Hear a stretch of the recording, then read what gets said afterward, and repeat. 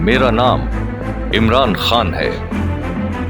मैं अपनी कौम से ये वादा करता हूं कि आज जो लोग हम पे मुसल्लत हैं, एक एक का एहतसाब होगा। इन सबको इंसाफ के कटहरे में खड़ा किया जाएगा।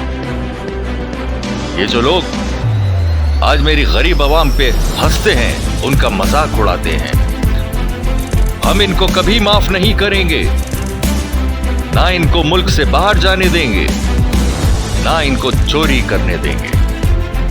अब वक्त आ चुका है कि पूरी कौम एक हो और इन चोरों के खिलाफ जहाद करे। मैं आपसे वादा करता हूं कि ना मैं कभी किसी के आगे झुका हूं सिवाय अल्लाह के, ना अपनी कौम को कभी किसी के आगे झुकने दूंगा।